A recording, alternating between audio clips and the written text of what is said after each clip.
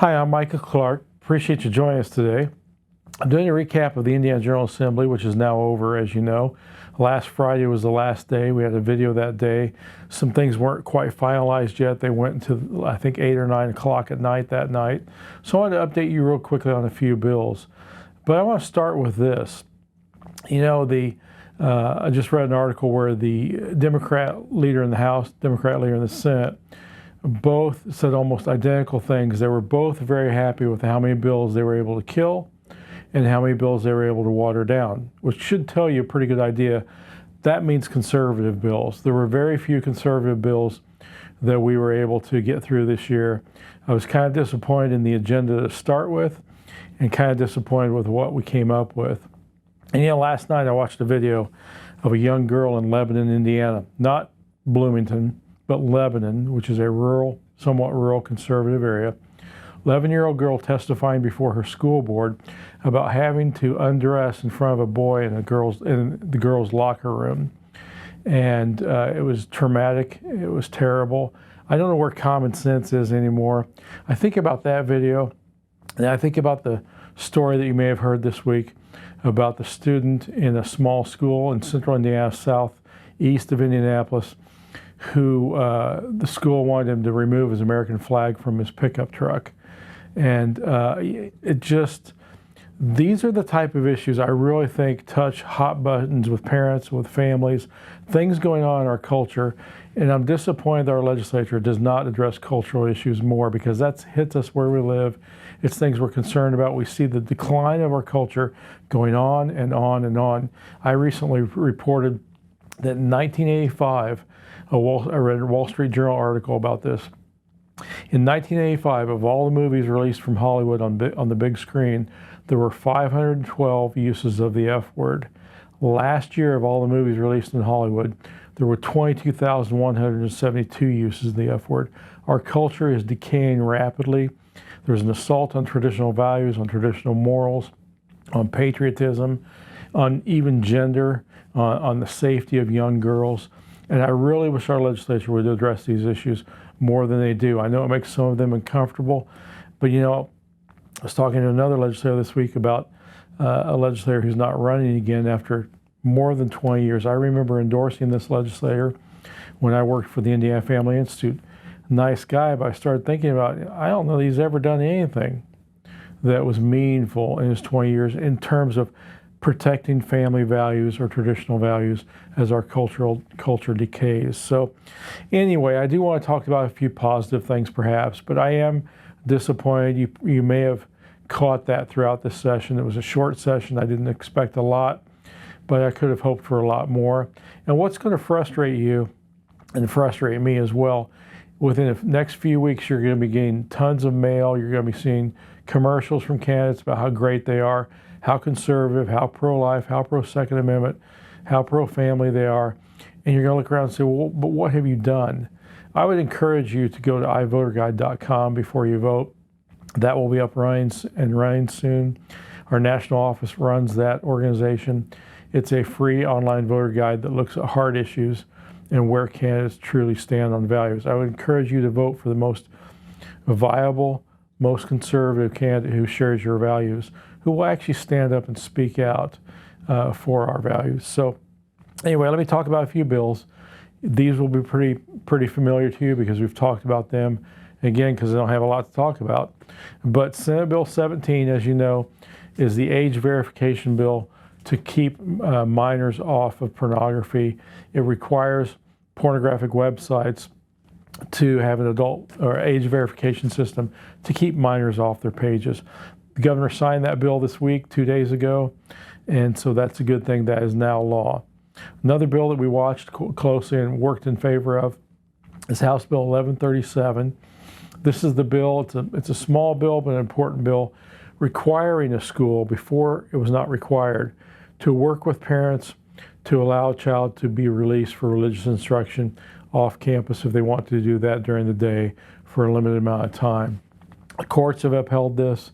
We're moving that from a may to a shall provision, meaning the principal and the school shall work with the parent rather than leaving it up to the principal's discretion. The governor signed that bill 2 days ago as well. Another bill I mentioned just recently, just this week, after talking to the Secretary of State about this bill, it's a good bill, House Bill 1264 on election security. It strengthens our citizenship requirements for voting. It requires the cleanup of our voter rolls, which are notorious for being problematic with old addresses, people moving, which opens up the possibility of multiple voting or voting from a place you don't live, and that can cause some voter fraud issues. So it strengthens the cleanup of the voter rolls to make them more accurate. And the last thing, it requires a proof of residency as well as a proof of citizenship to vote. Strengthens those provisions, some of which were already in law, makes those better. The governor signed House Bill 1264 as well this week. Another bill that flew through without any opposition vote, and of course the governor signed it, unanimous bill, required, it added, actually didn't require, it added into the pornographic, manner harmful to minors, distribution of pornography, the legal criminal codes, simply include AI, artificial intelligence generated images, where you could take maybe somebody's face, make a pornographic image of it, send that around. That would be a crime. You couldn't use it as a defense. This isn't a real person. This is computer generated. That would constitute pornography and it would fall under those statutes. So that was a good bill. That was House Bill 1047, and the governor signed that as well. There were by the way, about 175 bills passed this session. The governor signed a little over 80 of those so far. I don't know of any vetoes that he's cast yet. If he does veto a bill, the governor in Indiana has a relatively weak veto. A simple majority of the legislators could come back and override a veto, but it would have to happen on Technical Corrections Day, which would probably happen in April, maybe after the primary. But we'll see if the governor does veto anything, and if it's of note, I'll mention it to you if you don't see it in the newspaper or on social news sites. Another bill is House Bill 1084. I briefly mentioned this in one of our videos as kind of some peripheral issues we were looking at. I talked to the state treasurer about this bill. This bill simply allows statewide office holders, if they choose or want to, and if they're qualified, to conceal carry on the state house premises. Right now, firearms are not allowed in the state house. Years ago, they were. Can't do that now unless you are a legislator or certain legislative staff members. But I think this is a good bill, and regardless of your opinion on this issue, I think it's a good bill because while they may be safe in the legislature, walking out to your car at night in downtown Indianapolis is not as safe as it used to be. I think that's a real concern for staff and for public officials, particularly public officials who could be targeted by someone for their political views. So that's an option if they want it, and that was signed by the governor as well. So those are the 5 or 6 bills I wanted to mention. Again, we're shifting now from the legislative session to elections and issues. We'll be doing videos about various issues with people we interview and talking about the importance of voting. Voting is going to start within a few weeks. I would also say this. I know a lot of you out there want to make a difference. You want to do something more than just vote. I would encourage you to volunteer for a campaign. Now, I know it's seductive or compelling to go start at the top, volunteer for the presidential campaign. That's, you have to figure too, what impact can you make with the limited amount of time you have. So I would encourage you maybe to look at lower level offices, because you're volunteering for a school board race or state representative race can make a huge difference with just a few hours doing door to door for a candidate. But of course, go where the Lord leads you, where you're compelled, where you really believe in a candidate. But it would be helpful for you to do door to door, helping stuff envelopes, whatever a candidate needs.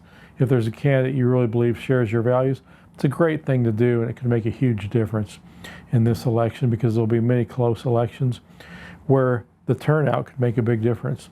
So our primary is May 7th, which I believe means early voting starts April 7th. So that's not very far away. So I do hope you vote. I do encourage you to go to ivoterguide.com. Now, it's not up yet.